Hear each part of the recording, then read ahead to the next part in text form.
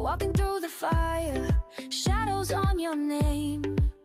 Every scar you carry tells you not to be ashamed. The journey isn't easy, but your soul is worth the fight. Every step you're taking pulls you closer to the light. How you gonna win when you ain't right within? When you haven't awakening, it's just the beginning. It takes a lot more than you think, so don't stop your healing. Don't stop your healing. People may not see it, the battles that you face, but breaking down the old walls makes a stronger place. You don't have to hurry, healing has its pace. Even in the silence, love will find its space. How you gonna win when you ain't right within? When you haven't awakening, it's just the beginning. It takes a lot more than you think, so don't stop your healing. Don't stop your healing. Keep going, keep growing, even when the pain is showing. Keep rising, keep fighting, your spirit's flame is never dying.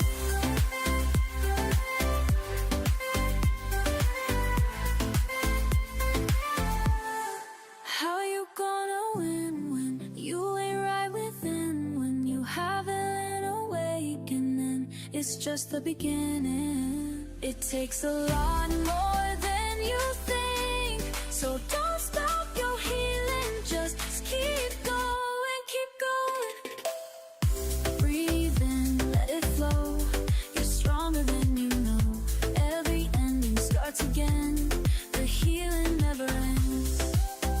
Keep going, keep going.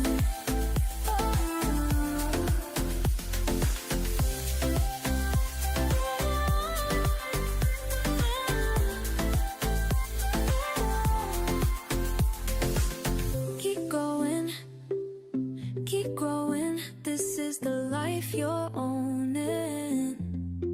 Don't stop your healing, no, you're just beginning.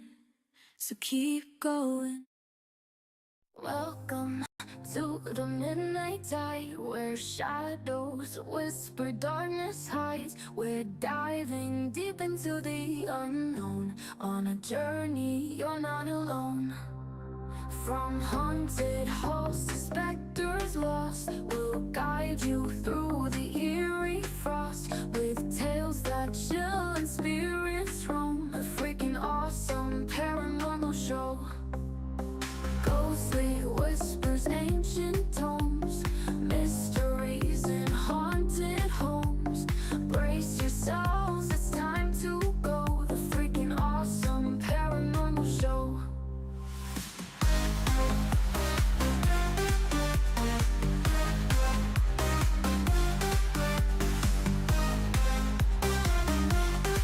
The freaking awesome paranormal show. Ghostly whispers, ancient tomes, mysteries in haunted homes. Brace yourselves, it's time to go. The freaking awesome paranormal show.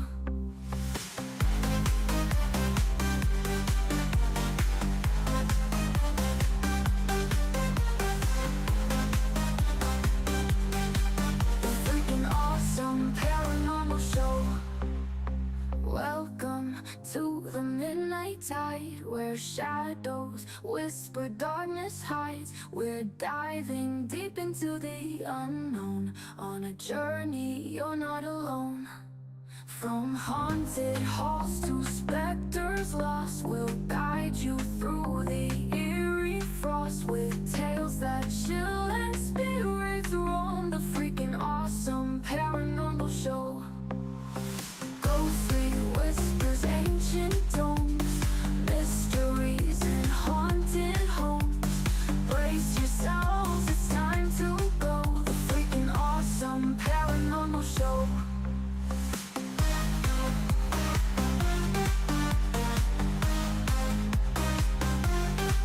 The freaking awesome paranormal show.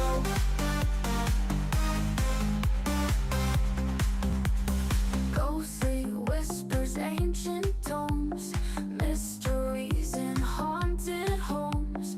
Brace yourselves, it's time to go. The Freakin Awesome Paranormal Show. The engine is still Move to launch. GC, go. Guidance, go. Fido, go. Prop, go. GNC, go.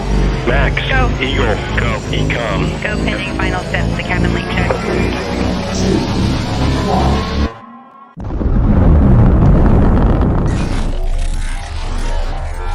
Is there anyone here that would like to communicate with us? Can you give us a sign?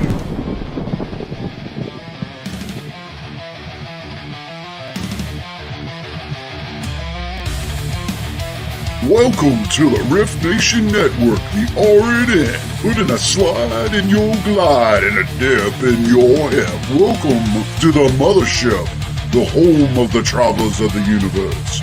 With shows throughout the week, you can find us at Instagram, Twitch, Facebook, YouTube, Spotify, and more. Everything you could want, everything you can need right here, right now.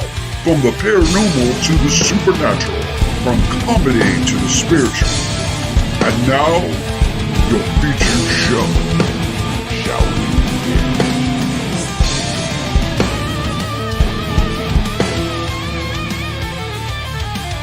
It's showtime, folks! Podcast may contain material that some listeners may find sensitive, offensive, or disturbing. We strive to create respectful and informative content, but topics discussed may include mature themes such as violence, explicit language, or controversial subjects, triggering content including discussions related to mental health, trauma, or other sensitive issues, explicit language. Occasionally, our guests or hosts may use strong language. While we aim to handle these topics with care and empathy, we encourage listeners to exercise discretion. If you find any content distressing, consider skipping or seeking support. Remember that this podcast is not a substitute for professional advice. If you need assistance, please consult a qualified expert.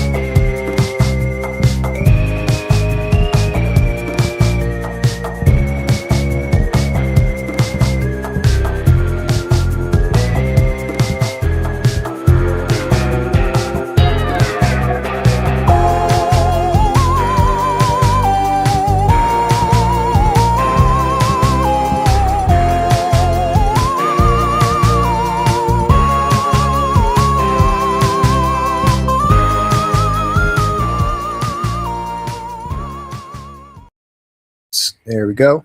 What is up, all you freaks out there? This is Ryan. This is Rhonda. And it's another fun Tuesday night. That's right. Tuesday night is a night for freaks. Where are all our freaks? Yes, where the freaks at? Calling all freaks. Hey, calling up freaks. It's your freak flag fly.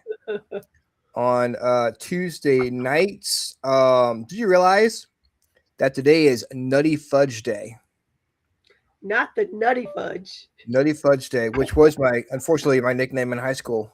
But we're not going to talk about that. Wait a minute. I thought you were Thin Slice. Well, did they change grade to grade? Like, what grade was Thin Slice and what was Nutty Fudge? My name is Ryan, but my friends call me Nutty Fudge. Oh,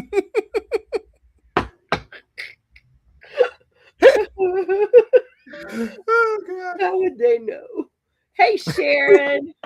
Sharon Medder's here. Renee Cody got us shared out. Ed Odell, I see him watching. Heck yeah. There come our freaks. Yes, the freaks are coming out of the woodwork tonight. We have a great show. Yeah.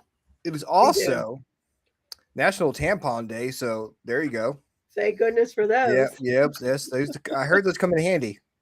They come in quite handy. Yeah, and now this right here, I'm actually surprised if anybody's coherent enough to even enjoy the show, because I know the people who will celebrate this holiday, they party hard. Uh-oh. Yes. Uh-oh. Yes, it How is are they doing? National Odometer Day. Well, daggone. We all Yeah. got one of those. Got an When you- odometer.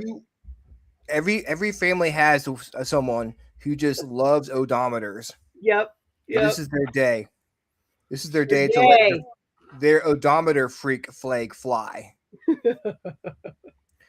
And I of mean, course, they're all about the numbers. they are, just want and the they just start hitting numbers. shots. Yep. As soon as Yep. the engine revs up, here's another shot right there. But they're not driving; they let someone else drive. Right. Right. Yeah, no, they're responsible partiers.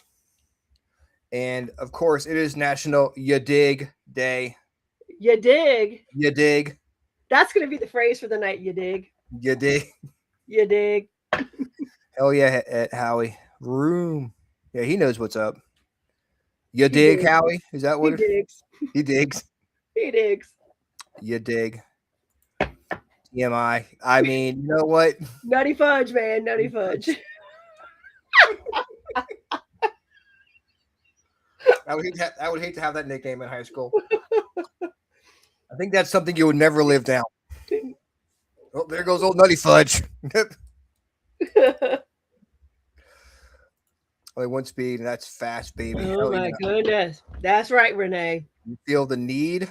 The need for speed. Hell yeah. So we have the continuation Yeah.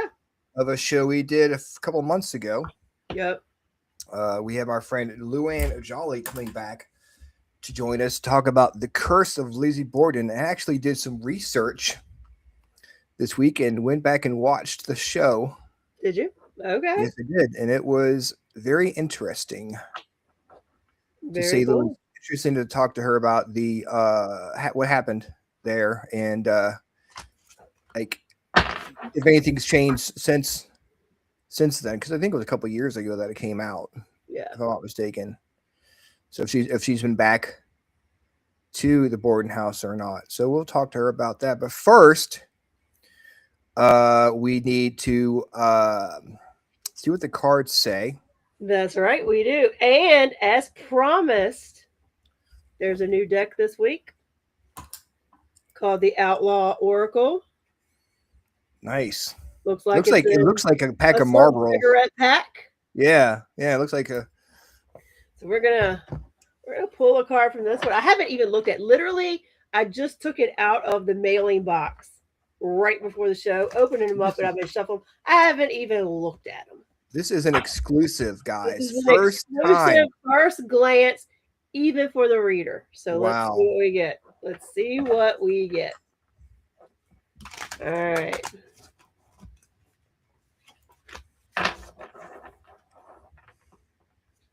All right. Ooh. That's interesting. So we got smoke. And it says visions and symbols. And I'm going to pull one more with that. We got heat wave. And heat wave says oppression and exhaustion. So I think that's something new that comes out.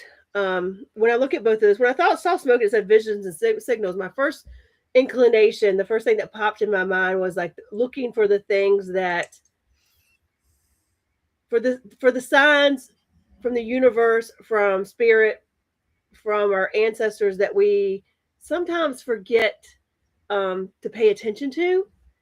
And then when I see the heat wave with oppression and exhaustion, and when you're at that place where you just don't know what to do next, I feel like this week when you're getting to that point, and I feel like some of us, probably are at that point, or these cards would not have come out. So when you're at that point where you're just feeling like your ideas are dry, your emotions are dry, you don't quite know what to do next, you don't know where to go. start paying attention to the signs and symbols. And I think what's important is like it references smoke, which we know that people can use smoke for like divination, much like scrying in a mirror. You can smoke scry. You can do things like that. I think it's more so not about the smoke, but it's more about when you're at that point when you're feeling really, really, really lost, is to make sure you're looking from the signs and the symbols that might guide you somewhere. And those can be very nuanced. They can be seeing a repeating number that you should probably go Google and see what that number means. It could be as far as seeing something that reminds you of someone that has passed away. It can be a song and a song lyric. Like maybe you suddenly hear a song that you haven't heard for a while, and you just like, you're drawn to like, why am I hearing this? Maybe go look at the lyrics and see what's coming on with that. So I think that's what these are, at least for me, what they are bringing forth this week. But I think I'm going to love this deck. This is pretty cool. Yeah, if that first pull is any indication, I think it's going to be Yeah, a good like deck. But I think this is like so sure. cool. The box. Yeah. Cool. We're just gonna pull like 2 songs. So we got one like off the bottom of the deck is like Neon Sign. Monarch. So it's gonna have lots of different. Oh, this is a good one. Cold one. No shit. There you go. These are gonna be fun. I think these are a good summer deck. I'm excited. That's awesome. That's awesome. Literally, I was trying. They had wrapped it in like the whole box. Right, it comes in this little box. And it's wrapped in so much packing tape that I am literally strip by strip pulling off packing tape to get to this box of cards for tonight. So, wow. Well, that's definitely a great yeah, a great box. I love the way that's packaged. Yeah, really cool, right? Actually, with like a biker type deal, you know. So that was awesome. And yeah, you're looking for the signs. It may not be obvious signs. And just like Kevin picked up, he said, smoke and mirrors came to mind, magic and now heat, fire elements of magic. So for him, when he looked at those, that's what he felt. And that might be your symbol for that. Like maybe you need to be finding your spark and your fire and your passion again. And that's what you should be looking towards to try to, or maybe if it's because you're stuck, you're saying, okay, what lights my fire? What gives me, magic? What revs my engines, Broom? You dig? Yeah, you dig. Nutty Fudge.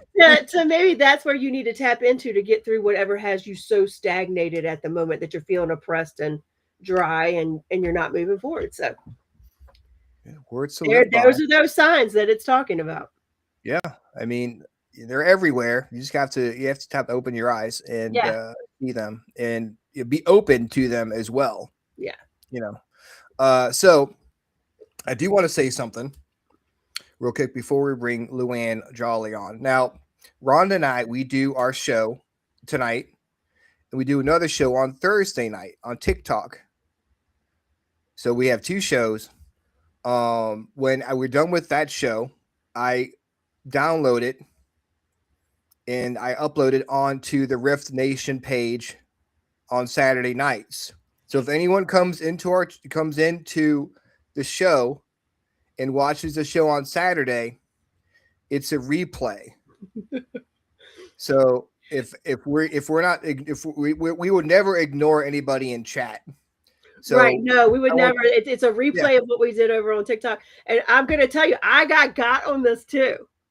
I'm at a paranormal investigation at Belgrove. We're taking a break, and all of a sudden, my counterpart live for no reason. Says, Rhonda, you're live. And I start freaking out. My phone is in my back pocket. I pull it out. I'm like, no, I'm not. But I'm freaking out thinking, like, have I hit a button? Are people watching my butt? Like, what are we doing? And she's like, no, you're live. Look. And I was like, Ryan, are we live? What's happening? No, what is happening? He's like, I'm playing the replay. I'm like, oh, so I guess I am live, kind of. Yeah, sort of. I just want people other than the people on TikTok to see what our interviews. So I saw some comments in the chat, and I got on the one we did with Dennis late. It's like I had to cut off half the show because we went over, but only TikTok only or Reaching only allows us to upload an hour. Right. So I got in like at 9:50 or 9:55 or something like that, and I noticed some people were saying that we were ignoring them, and we weren't. We just weren't there. We weren't there. We were Yeah. doing other So things.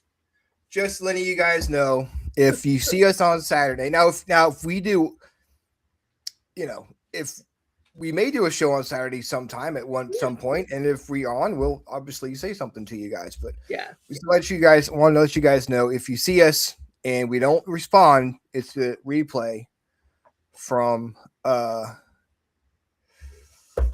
last week's show. So just little PSA for you guys.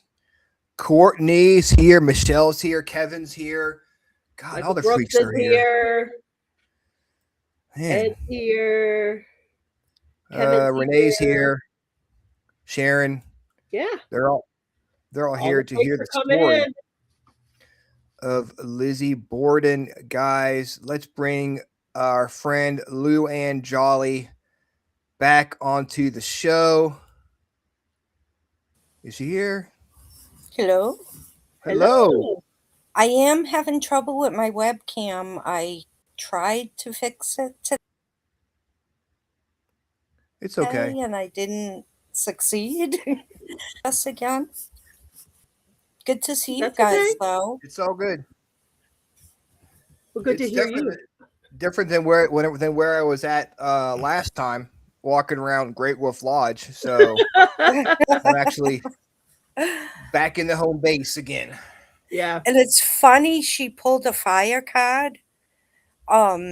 Because like I am such a fire sign, my rising sign, my moon sign, and my sun's the board. So I'm a very fiery person, I guess. Maybe that's why the ghosts love me so much. That's right. Yeah, you're a light igniting for all the them. fire. That's awesome.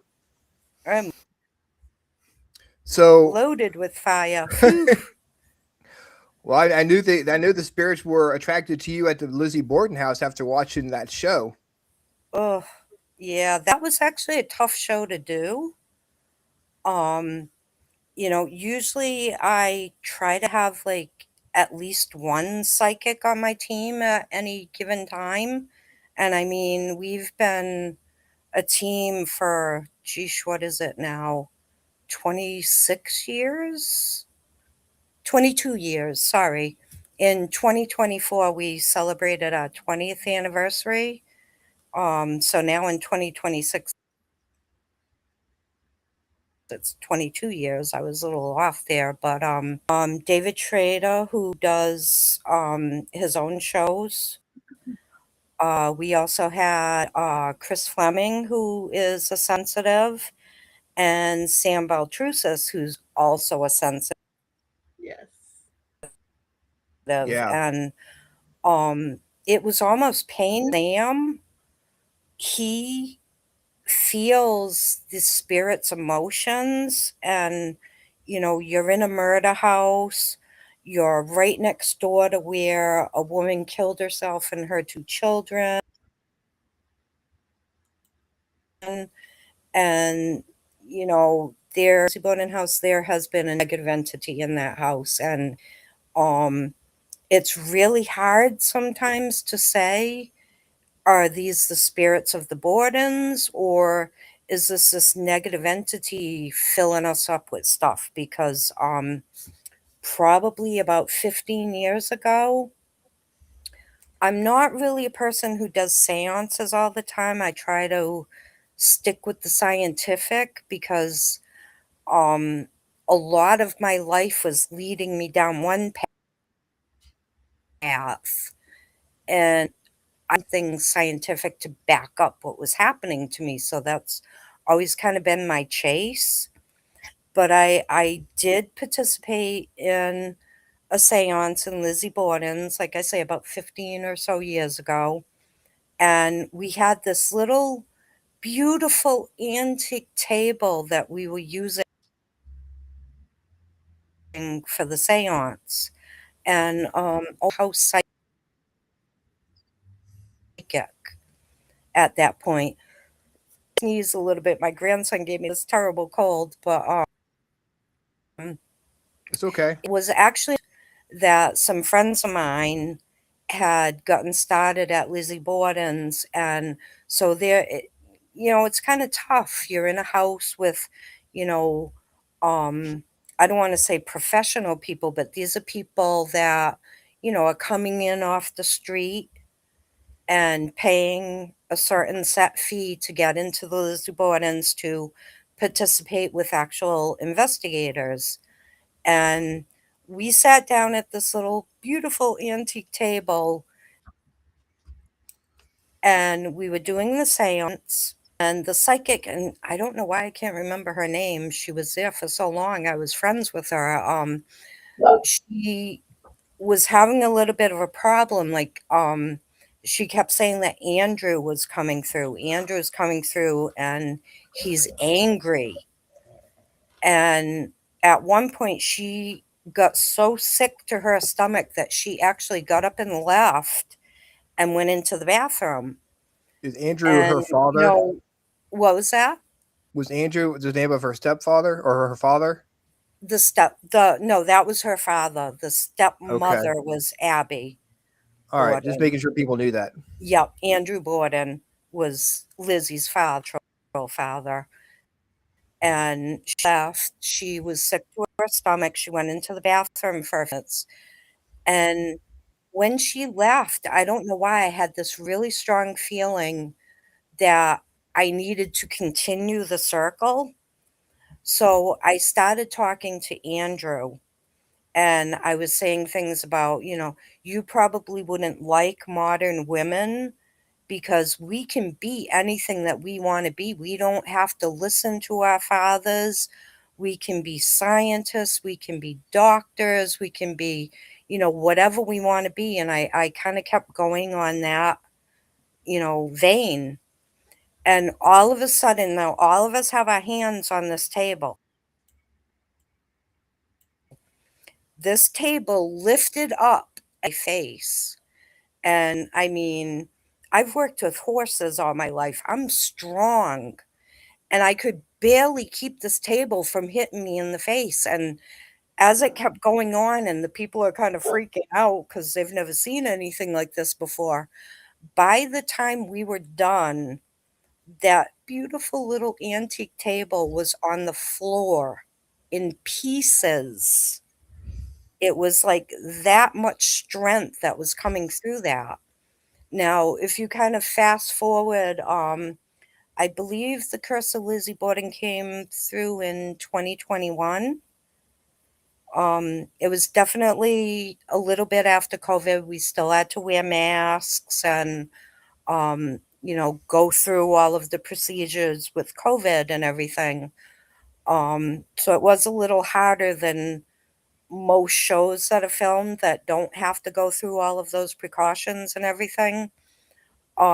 We did another seance, which I'm sure you saw during the show, and um, it was actually a lot longer than what was televised. It probably was maybe an hour or an hour and a half, and each one of us kind of had our own experience. Dave had a very negative experience. He had to like stop for a little bit to, you know, Let's let's start. Let's because that's kind of towards the end. Let's start at the beginning of like how the show came together and just walk us through the process of like how did they get in touch with you? How did it get started? Because I want to lead up to that okay. seance at the end. Yeah. That's Yeah. that's kind of a That big makes deal. sense. I kind of got on the seance vibe there. So, um, sorry about that. It's all I good. was actually contacted by a production company, and one thing that I pride myself in is that I am really good with electronic voice phenomenon or EVP. Um, over, 20, 30 years of doing that type of work, I've compiled probably, I mean, thousands of EVP recordings over the years of doing my research. So I'm not really sure how they um, realized that I was the person who did these EVPs, but they were very interested in my Lizzie Borden EVPs and they contacted me through email. And, it was kind of a lot of back and forth. And they weren't really sure who to put me with because I'm not a TV personality. I'm, a grunt down in the trenches doing, the more negative cases because that's unfortunately what I have experience with. And I feel very strongly about helping other people with those types of problems. You know, when the stuff's hitting the fan, I will be there for you, and I will get you through it until there is nothing or scaring you or, I've seen children that have been terrorized and physically assaulted by these things, just like I was. Mm-hmm. So, that's more my point of research and what I try to help people with. So with people who had more experience with like the whole TV show type thing in the background a little bit, but I'm there and I'm experiencing what these guys are experiencing. That put me together with Dave Schrader, Chris Fleming, and Sam Baltrusis, like I said, for the Lizzie Borden. It was really a great experience. Borden's is maybe 20, 25 minutes away from where I live. But get all that easy, point, going back 15, 20 years ago, it was like $1,500 to rent the house out for the night. So, that's not something that, most teams want to spend. So, most of my visits to the Lizzie Borden house were through other teams or other radio show groups that work in this area, TV show times. For the Lizzie Borden, the Curse of Lizzie Borden week. We slept there, we ate there, we, investigated there every night. And I mean, that was like a dream come true for someone like me because that house is to me a huge research point because you've got the Lizzie Borden murders about a block away. It's called the Skeleton and Armor. If you want to look that up, anybody who's listening, it's actually a skeleton that was buried in a way that Native Americans would be on, buried sitting up in a sitting position. He had copper tubing in his regalia, many, many pieces of, items, arrowheads, things like that. And the question in 1832, when they found this particular skeleton, was this a Native American who was buried here with, copper tubing? Did he have contact with Europeans? And that's how because at that point in, the tribe's life, which they're called the Wampanoag people, the Mm-hmm. people of the morning light, they did not have the ability to smelt metal. Hmm. So it was impossible for the Native Americans to have. And the guess was either that this was a Native American skeleton who had contact with Europeans and was given this copper tubing as a gift, or he was a European who had been shipwrecked here and survived and lived with the Wampanoag, but, had somehow gained status in the tribe. So they buried him this way. That's very And interesting. unfortunately, they were never able to like test bones of him because the building that the skeleton was housed in actually burned to the ground and the skeleton went with it. So, there's a Mm. lot of questions about that. And that's like a block away from Lizzie Borden's. Then you skip back a few years to, I believe it was 1834. You have the murder of Sarah Maria Cornell. And I have these horrifying EVPs of a woman screaming. I actually call it the screamer because you hear her screaming and screaming, and there might even be words mixed in with the screaming, but it was like imagine this.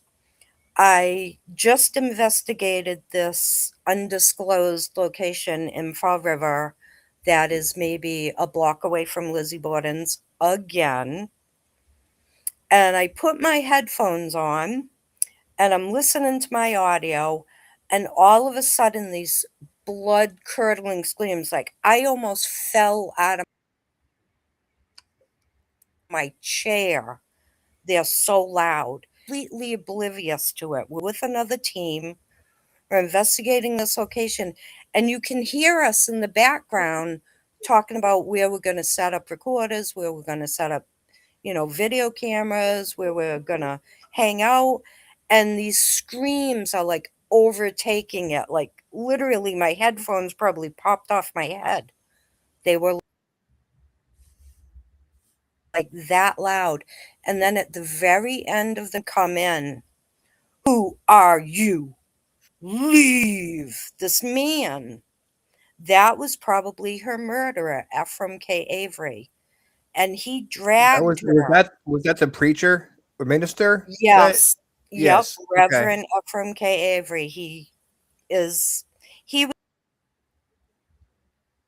was acquitted of the murders, of course, but and she was probably pregnant with his baby.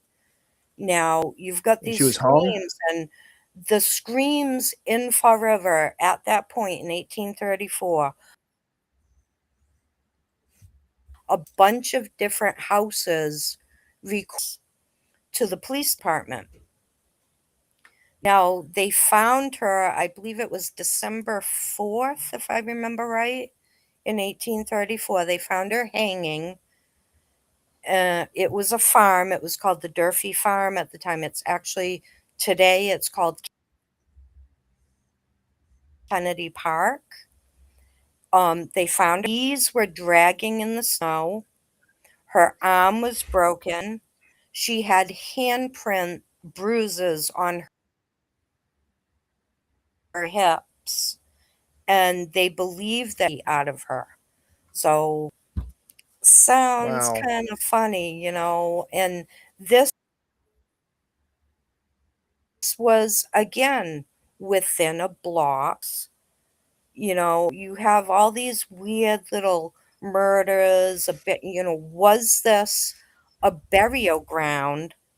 And when they started digging around in Fall River, did they dig something else up? Did they disturb some type of negative spirit that, thrives on murder, causes people to murder, causes people to kill themselves? Because, you go again before 1892 when the Lizzie Borden murders occurred and Andrew and Abby were found dead in the house by axe murder.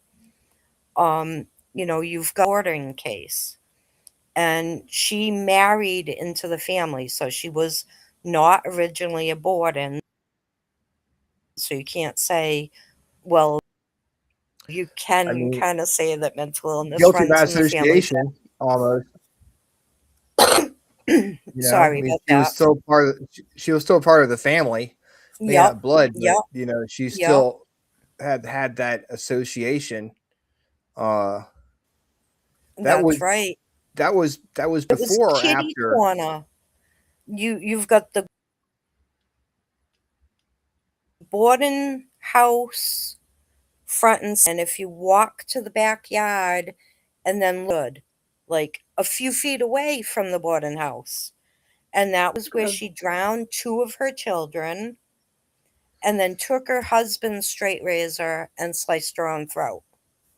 Right there on the same property with, the skeleton and armor, the Sarah Maria Cornell murder, then the suicide and murder of the two children. I mean, this is just a small little piece of the city.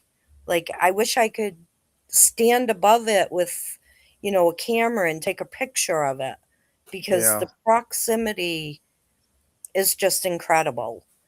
And then, we've got the spirit in the house.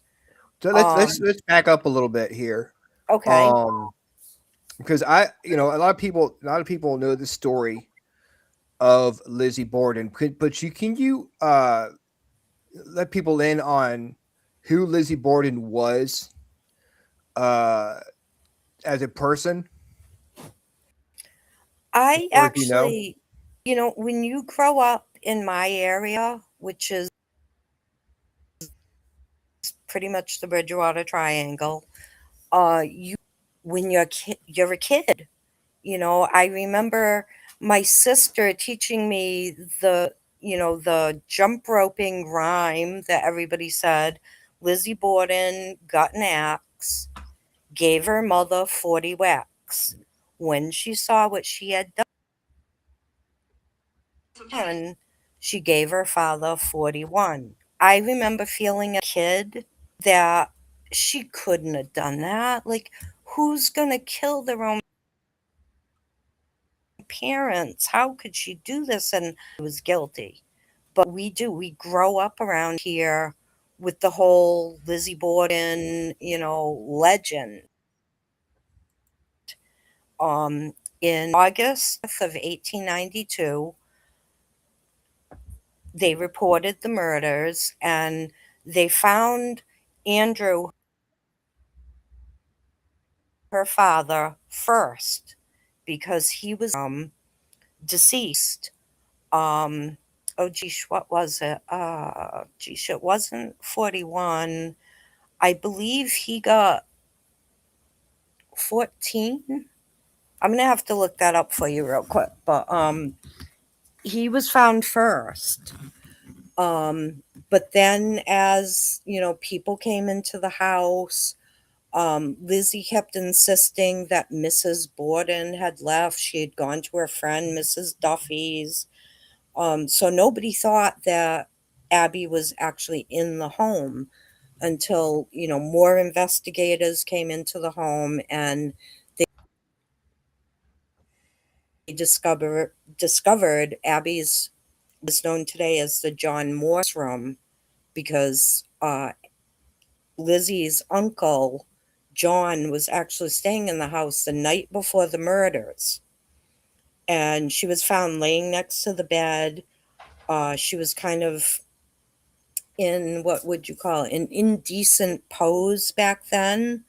So they did actually like her skirt had flipped up over her body, like kind of exposing her undergarments. And that was very inappropriate back then. Who in the house actually covered her with her skirt so that she would be more decent. But the weird thing is that Andrew had just changed his will shortly before these murders. And it stated that if he died first, Abby would get the fortune and his daughters would get nothing.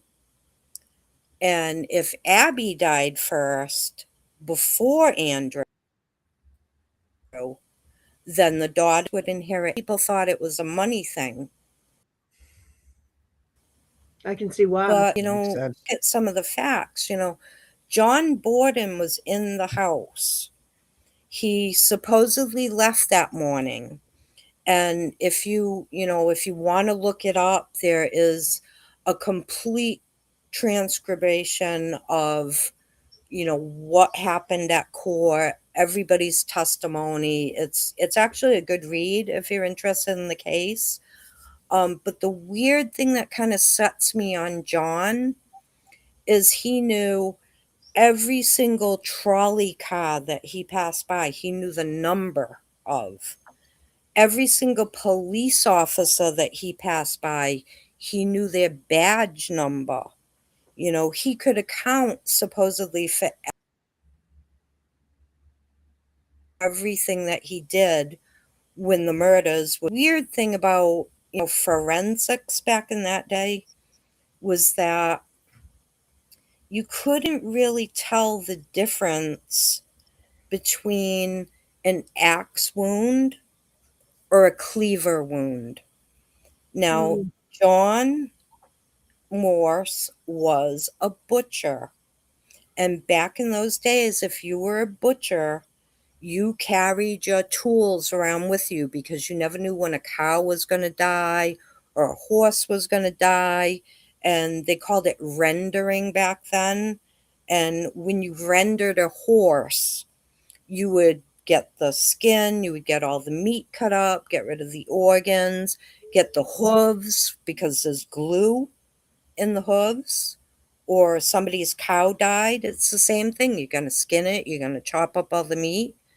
So who's to say that John didn't, need to give him all those trolley car numbers and cop numbers and, you know, that was his nieces. Emma, Lizzie's sister, and Lizzie were his nieces through their mother. And wouldn't he be concerned if, Andrew changed the will to leave everything to his wife if he died first? He was older than her, by quite a few years. I think it was 12 years, if I remember. So, you kill to make sure that your nieces had a roof over their head, some money to spend, you know. He's always kind of been a suspect on my list. That's a lot, though. I mean, that what happened to them is, I mean, that seems like a very like an angry killing. Like something happened to make a person do that to someone. Because I mean, money. That seems like something you would either like. I don't know. It feels like Well, doing it it's so awful, many but times is a lot. money Overkill. is a motive for so many. If you look back through history, it's almost always money that drives people to do these violent crimes, Yeah. or I mean, love, passion, revenge. But were you they know, really close? Do you know if Lizzie and her uncle and the all of them were like there's very not close really like that? much about that, to tell you the truth. But another interesting character that I always kind of have to look at too is William Borden. And he was supposedly the child of Andrew Borden's brother. And he would be cousin to Emma and Lizzie. And the weird thing that people don't know about him is he spent a year in the Taunton Insane Asylum. It was, oh geez, I think it's like 1874 or 5. Geez, I'll have to, let me look real quick. Yes, he went into the Taunton Asylum in December 8th of 1874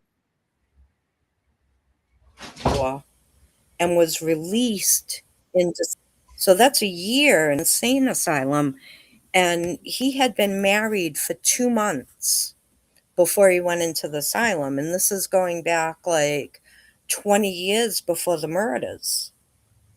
And the weird thing is, he committed suicide. He drank carbolic acid and then he hung himself from a tree with a chain around his neck. Like, was that guilt?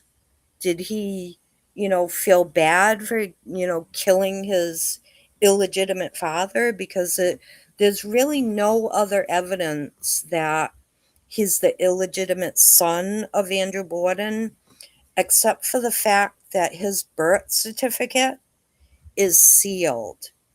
And back in those days, usually a birth certificate was sealed because you didn't know paternity for sure. So, did Andrew Borden, Lizzie's father, maybe have an affair with his brother's wife and later had an illegitimate child? And was he jealous of what Lizzie and Emma had, which was a father, Andrew Borden? We can't ever say because we can't know. The record is sealed and it does not show who his actual father was. There's no way of knowing that, unfortunately. So, he's another character that I kind of think sometimes maybe. And if you go through those court transcripts, like I said, you'll find that someone reported a person fitting William Borden's description on the street down, couple houses down from the Lizzie Borden house. Hand. And he also rendered animals when, if you could do that, if you could render an animal, you carried your tools with you because, hey, that's an extra few dollars there. Or back then, maybe a few cents, but, you could render an animal and make money from it. So you Do you carried think the the tools axe? to trade. Do you think the axe that was used was found in the house is the murder weapon? No, I do not. There was no blood on it. It had a broken handle. It was not. I don't think that was the murder weapon, and you got to think about it. Did Lizzie do it? And the point that always comes to mind, did Lizzie do it? Okay, you just axed two people to death. You don't have any blood on you, no blood in your hair, no blood on your face, no blood on your clothes. And yes, they say she burned a dress that she claimed had paint on it, but why didn't the investigators find this dress if it had blood on it? How long And was it between 20 the minutes.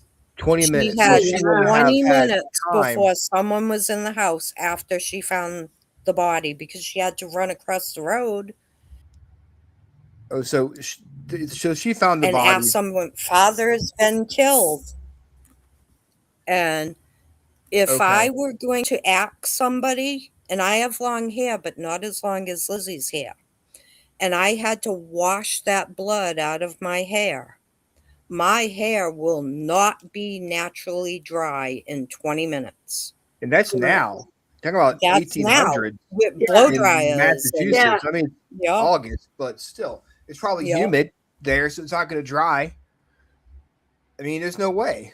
No, your hair does. There Nobody's would hair have dries to in be completely in 20 some minutes. blood on her. Yeah. I'd dress completely and not be fine because I'm sorry, but an axe murder or even a cleaver murder, if we're thinking about, John Morse or William Borden doing it with a cleaver, axe cleaver, there's going to be blood spray and a lot of it. Oh yeah. So in 20 minutes, she did not have time to dry her hair. She did not. Petticoats, all of those, like, you couldn't get dressed in 15 minutes for crying out loud in those days. No, It was and you soaked needed in help. blood. And a lot of people don't realize that as soon as people started coming to the house, a doctor came in. Oh God, what was his name? I know his name. It'll come to me. But almost immediately, she started being dosed with opium to calm her nerves. The doctor, even when she was in jail, the doctor visited her and was giving her opium. Why did her story change? Oh, I was in the barn getting fishing hooks. Oh, I was picking pears. Gee, I don't know where I am. What's my name right now? I'm on opium. Like, Right. really? Yeah. You know, how could she possibly give a straight testimony when she was jacked up on drugs? And that was natural back then. Opium was a thing you could go to the corner store and buy.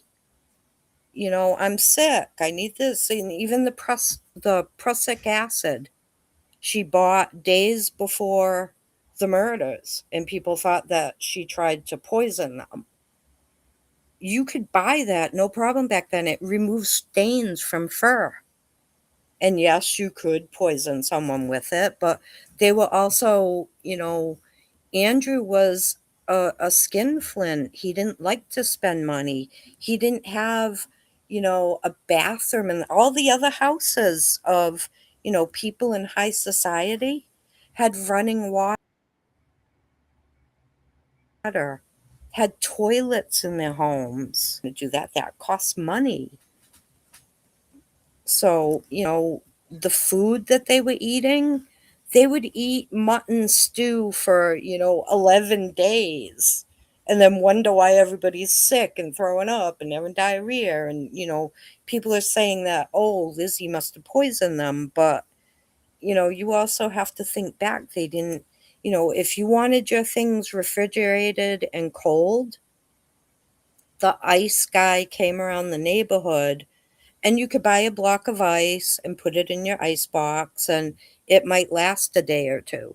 And then you had to buy more ice. So, you're putting your food on ice, but the ice is only going to last a day or two in there. And then the food is raising up in temperature, going down in temperature. You're like asking for bacteria to grow in that food. I don't really follow with the poisoning thing either.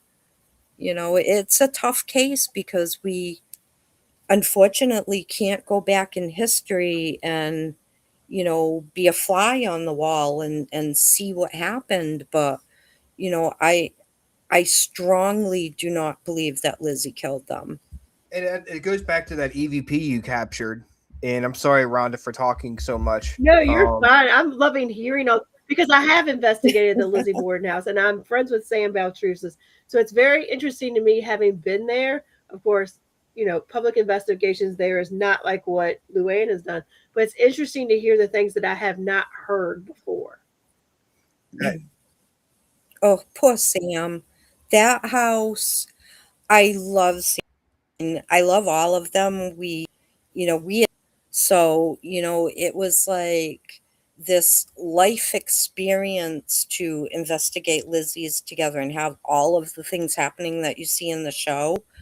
But Sam, like, I close my empathic abilities when I'm investigating, because if I open that up, I mean, I would constantly, like, even right now, I have two in my house that I'm still trying to figure out. One that taps my leg twice all the time. And the poor little old man that I keep seeing, like the first time I saw him in my house, I was actually getting up to go to the bathroom in like the middle of the night. And I go out my bedroom door and I'm like, oh my God, someone's in my house because there's somebody standing in my hallway. And I'm like trying to reach behind my door to get the baseball bat that I hide there. Like there's weapons all over my house. And I just took my eyes off for a second. And when I looked back up, he was gone. I was like, oh God. And I started thinking about it, what I had actually seen. He was shorter than I am. and he's dark, so I didn't really get to see his features. And what I think was a fedora hat on. So, you know, just being like this ghost magnet, empathic person, it's a lot, So to go into a place of like Lizzie's, and I think it would be a catastrophe, especially with like the negative influence there. But for Sam, it was so tough. He kept picking up on Eliza Darling and the children, and Yeah, it was just that was freaky. so like seeing Sam painful for me, and then going back to like that whole seance, there's one thing that I want everyone to remember and like maybe watch the show again. During the seance, they want me to open up and let the stuff in. So I was like, okay, I guess I can do this. And now remember, I'm sitting there holding hands with those guys. I've and got I've my got eyes closed and waiting. I swear to God, I felt Sam take my hand and put the pen in my hand for me. And every time I see it, like sometimes I have to watch it again because like some friend hasn't I seen can it, bring it so I I can watch bring it it up with right them. now. Yeah, do it. Do Got it. Do it. Do it. And I reach out, I see it on the film. I reach out with my hand, put my hand right on the pen, and start writing. Was the worst experience I have ever had in my life because I didn't get Eliza Darling. I didn't get Lizzie Borden or Andrew or Abby. I got Anvelo, the entity that I have recorded there many times, telling people to F off and screw you or I'm Anvelo. Ha ha ha. That's who was in me, and he was writing backwards. I've Um, got I see the the shock docs up. yeah. Do you want to check it out and watch it? Yeah, go for it. Let's do it. All right, it's gonna be 2 minutes and 19 seconds. Okay. Okay.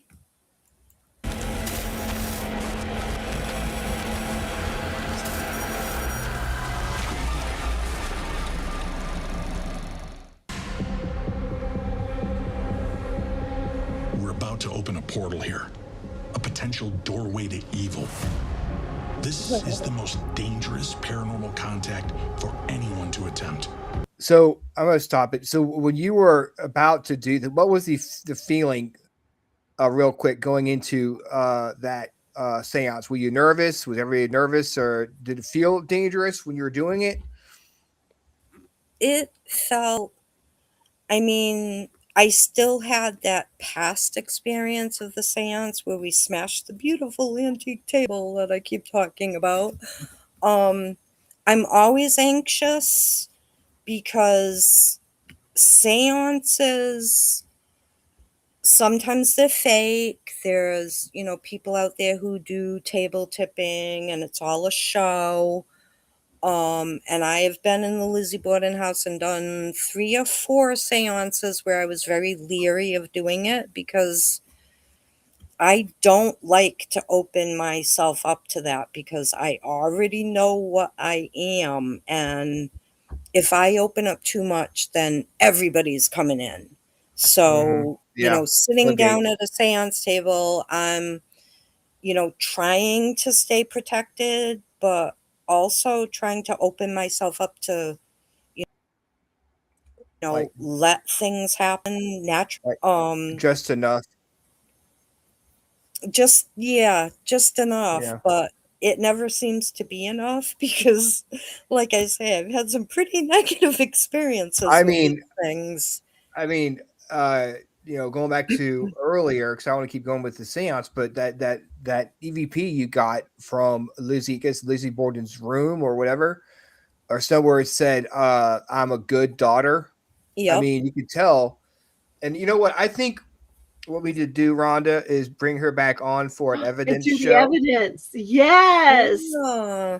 Yes. Hey, Oh maybe boy. I'm gonna see We've got to go Sam. to that.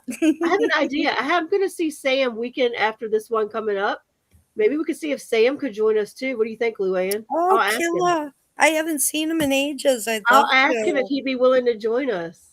Okay. That'd be awesome. That would be Yeah. awesome. We'll set something up. Let's continue with the seance here Okay. because it's really cool being able to talk to you while we're watching this. This is awesome. Yes.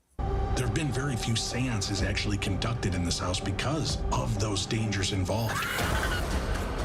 We're trying to discover and contact the source of this curse. Well, we've all agreed to come here to try to help the spirits that are part of the Borden household.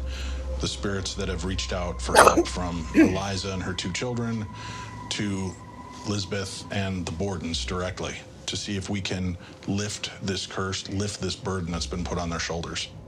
We might as well begin. Each person has an important role to play during this seance. Luann has a strong connection to this house and captured the Envelo EVP. Will the demon come out tonight? Sam is related to Lizzie Borden and has channeled the spirit of Lizzie's great aunt Eliza. She drowned her children in the house directly next door 44 years before the Borden murders. Will he make contact again and bring them peace in the afterlife? Me, I'm going to open myself and my body to whatever spirits need to help them. And finally, there's Chris, the leader of the seance. He understands the dangers better than any of us. A seance opens a door to the other side, inviting in good and sometimes bad spirits. They can take over your body and attach to you. In the best case scenario, you'll find out who or what you're dealing with and then close that door. But we all have to be aware of the worst case scenario. When you give that kind of permission, anything can walk through. Anything. Chris's #1 job is to keep us safe. I want to see the whole seance, not just the beginning of it. Let's see. There, here's we are right here. Cool. Oh, I didn't know you could see the whole seance. Maybe this is what it is. I have the whole episode, so. Oh, here's Curse of Lizzie Borden. Let's see. Maybe this one will give more. No, that's the same one. Yeah. That's the same one. Did you see the one that was like the portion of she's talking about?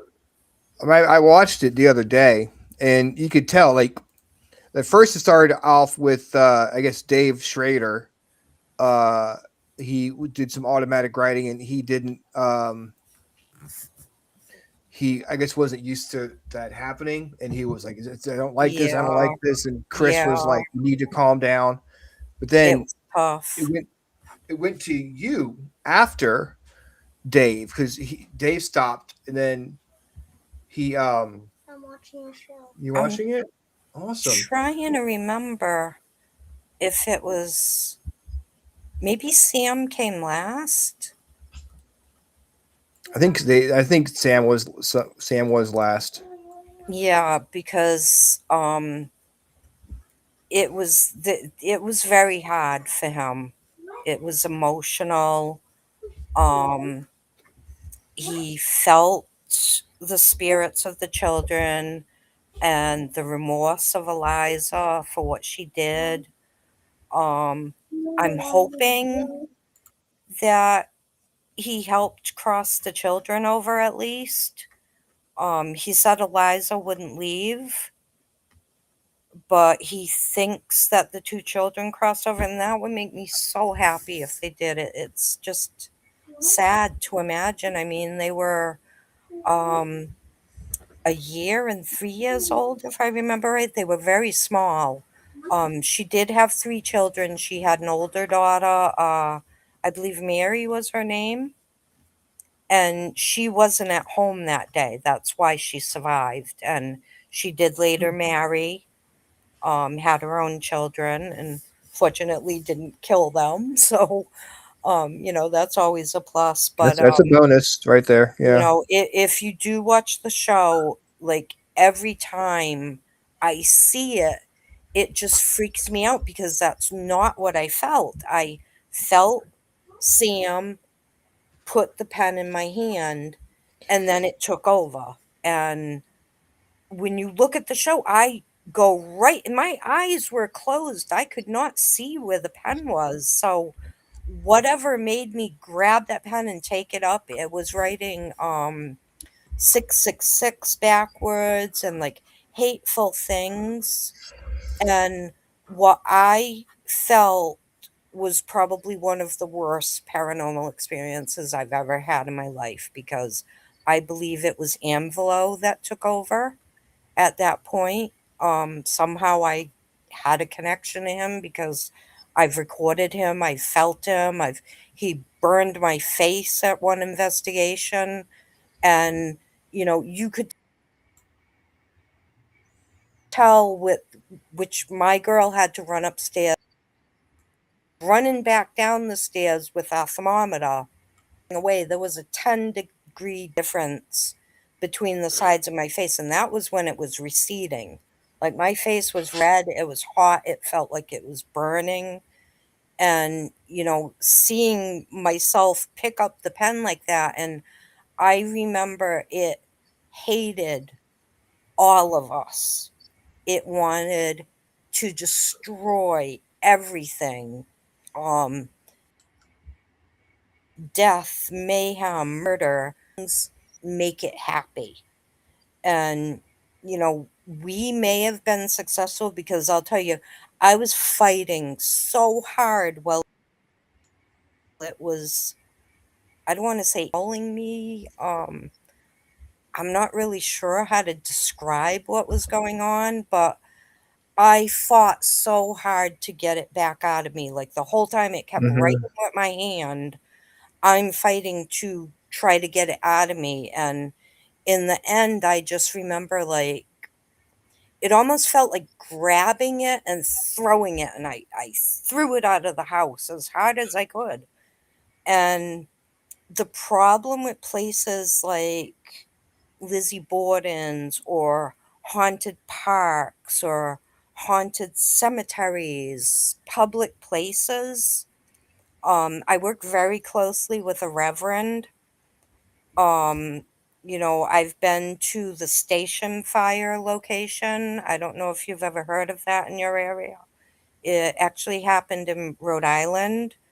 Um, hundred, over 100 people died inside of a concert that was going on, like a bar. It was called The Station, and they had Whitesnake playing that night. And the pyrogenics that they had going on that night toasted the building in like five, I can barely talk about it. In like 5 minutes, everybody was gone. There Oh were God. very few survivors. And that type of location that's public, where there's a memorial and people can go, are very hard to cleanse. You can cleanse a park and it might stay clean for a little while, but with the station fire, when you look back in history, there's fire after fire after fire in that location where people died. It goes back to like the 1600s and the Wampanoag and the settlers, and how there was unrest going on, and the first really big war. They call it the bloodiest war per capita in America was the King Philip's War. And you're on the precipice of that. And the settlers burned down a native village right there where the station fire started.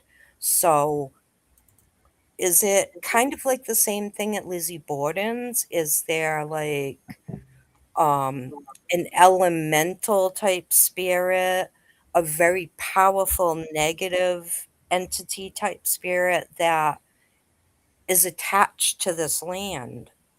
And you might be able to kick it out for a few minutes, but as soon as you turn your back, it's going to come back. So, maybe for 5 minutes, I kick that spirit out of myself, out of the house. But, a week later, are a bunch of enthusiasts going to come in and want to experience paranormal activity? And they're asking for it. Anvelo's gonna go, "Oh, here I am. I'm Andrew Borden again." A lot of the EVP that I've gotten there, I have to question. Is this Lizzie Borden saying, "I'm a good daughter with a full river accent and everything. You'll pick up my accent and hers because we're from the same areas." Um, is that Anvelo? When it says it's Andrew when it's angry, is that Andrew or is that Anvelo? You never hear from Abby very often. You never hear from Emma very often. You hear from Andrew. You hear from Lizzie. But those types of spirits, they mimic. They give you what you want. They want their foot in the door. And every time they get someone to go in there and ask for them to come, aren't they just going to come running back and pull this, you know, magic act where I'm Lizzie, I'm Andrew, but I'm Anvelo? And the funny thing is that for years I was looking for what the hell is Anvelo? And damn it, Dave Schrader picks up a phone and gets in contact with someone who's a linguist and knows all these different languages and said that it's possibly Native American and it means the veil. That's freaky.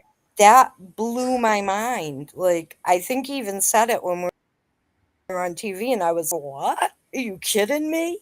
There were a few different meanings, but that one fit for some reason, the veil.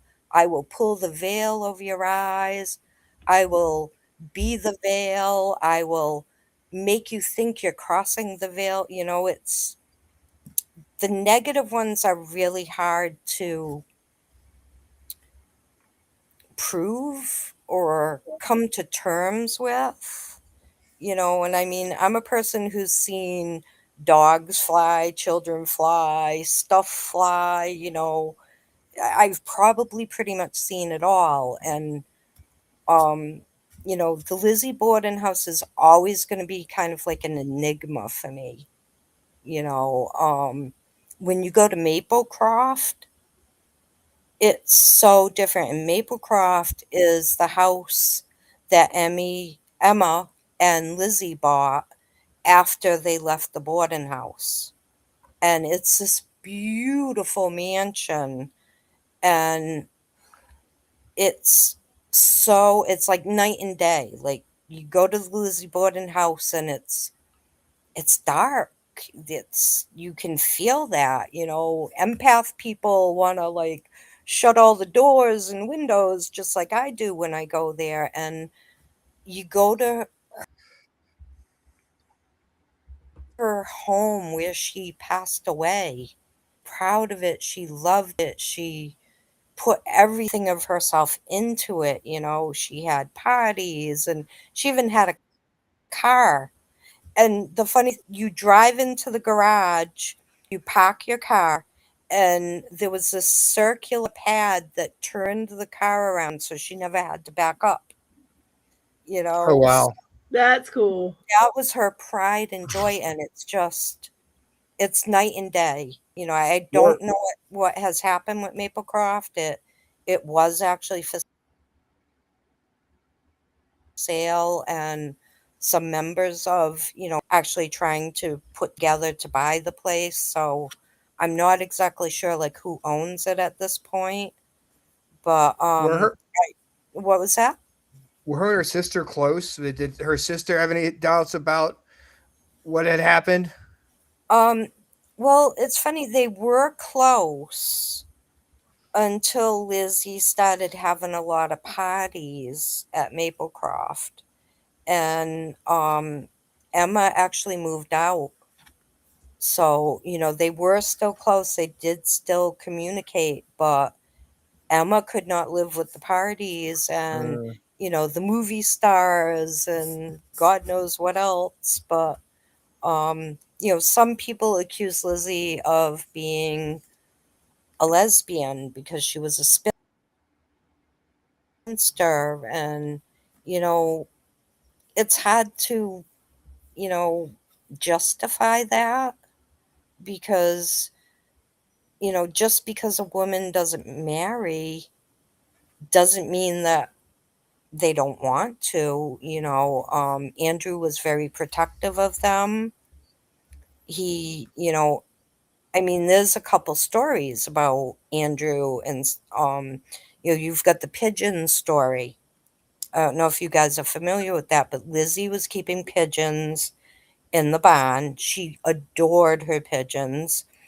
And Andrew got upset because the boys to the yard, dead pigeons. And there's also another story about the pear trees. Like you see a lot of times when you mention Lizzie Borden, they'll have a pear. And there's actually pear trees growing in the yard now. But, I was wondering um, about the pears that I saw right yep, before the seance on the video yep, clip. yep. There were pears. I was going I to ask noticed about that. the significance of the And pears. again, he was upset because the pears were bringing boys into the yard because they'd sneak into the yard. So that was another bit of contention for, Mr. Andrew Borden, that, boys were not allowed in this yard, boys are not, and a lot of people speculate about the relationship between Lizzie and her father. Andrew was buried with Lizzie's high school ring. He sent her, 2 years before the murders on Lizzie's 30th birthday. His present to her was a tour of Europe, and of course, Lizzie overspent and kept asking for him. She had a grand old time for her Yeah. 30th birthday in Europe. And that was footed by Andrew Borden. Would he do something like that? Send her away to Europe for this wonderful tour if he didn't love her dearly? I mean, it goes back to what you're talking about with the uncle. How, Yep, Yeah. about, yep, with the uncle murder. yep. Uh, was it his brother or brother-in-law? Brother-in-law. Yeah. Yes. It was Lizzie's mother's brother, John Morse. Or maybe John knew there was something else going on between the two people. There's so much we could talk about, so much theories and stuff we could go down, which we could talk about more when we have you back on for the evidence show, because I know you've got some great stuff from the Lizzie Borden house and other locations. Oh God, and there's stuff that I have that wasn't in the show. They just, it was a, what was it, 2.5 hour documentary, if I remember right. And there is so much EVP that just could not be put in the show. But Right. yeah, Let's that would be interesting. could you do June 2nd? Where did I put my phone? That is a My Tuesday. phone has all my information in it. Oh no, where are you? Oh, I found you. It was hiding. June 2nd. Let me check. Probably not, because you guys are at 9 o'clock. So, yep. Yep. Looks like a good day. Okay. Awesome. So we'll continue the conversation on June 2nd, which is, less than a month away. And we will have your evidence we can talk about, and we can go deeper dive into stuff that you captured at the house that was not actually on the show. And again, if anybody wants to watch the show to get an idea of what's going on, it is on HBO Max and Discovery Plus.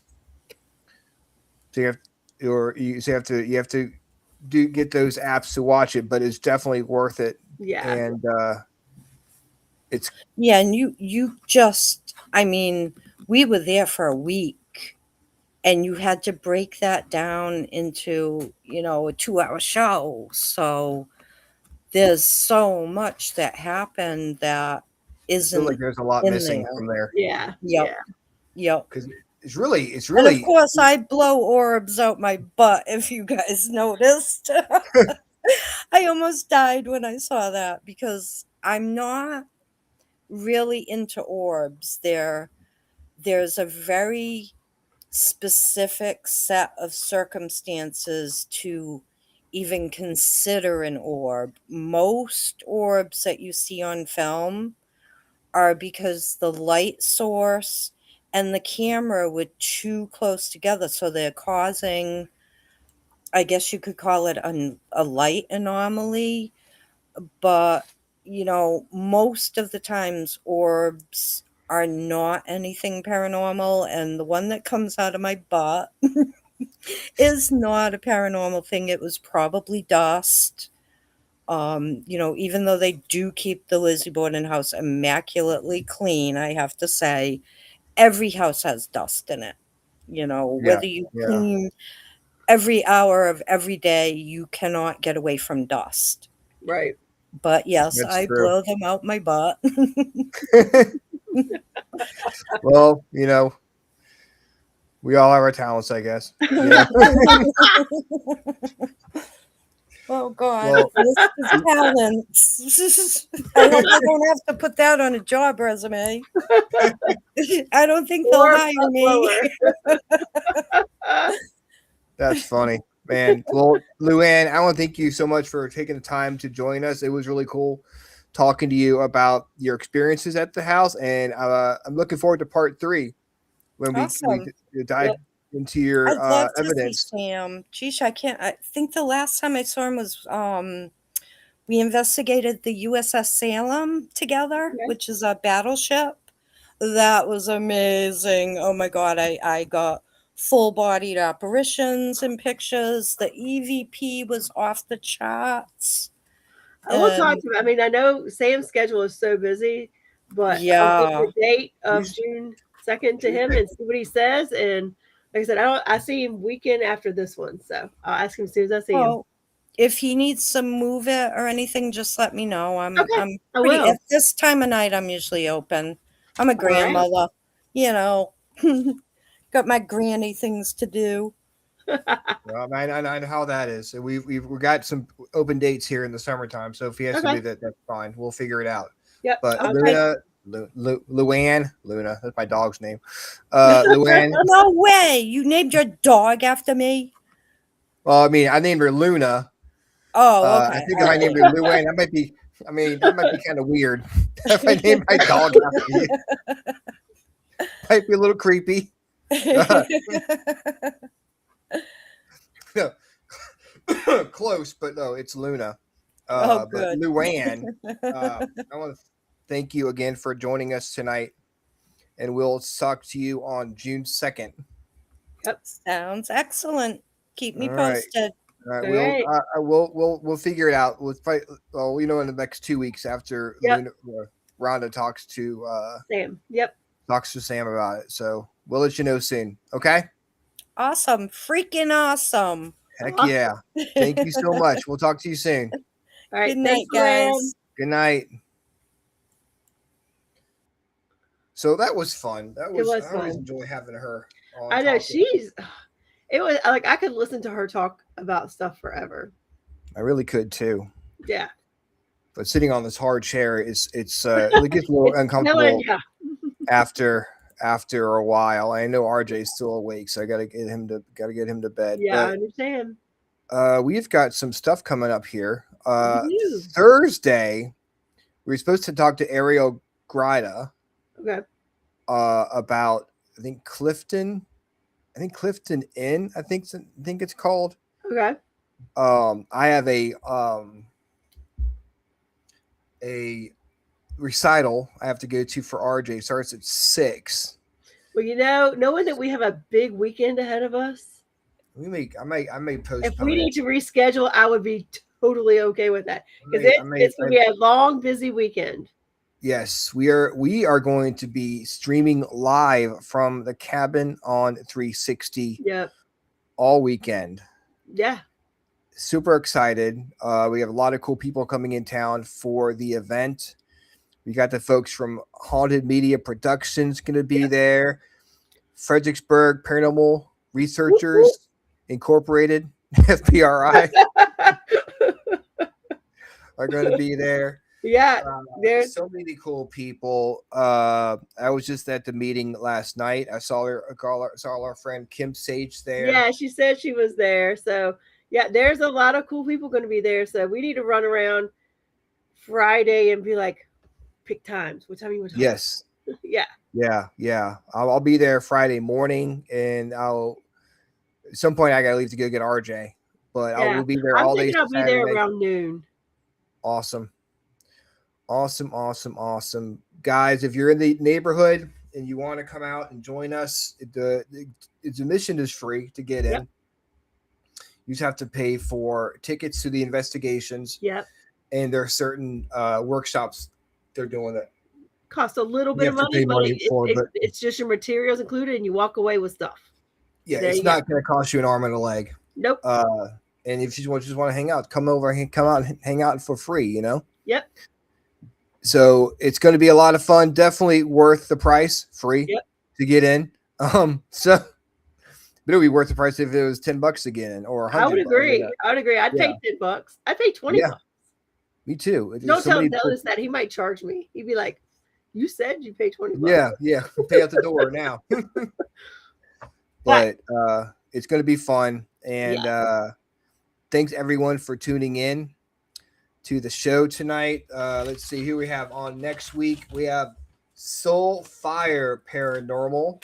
Nice then name. On the TikTok, we've got Dana Marie Volmer giving out tarot card readings next week. Awesome. Next Thursday.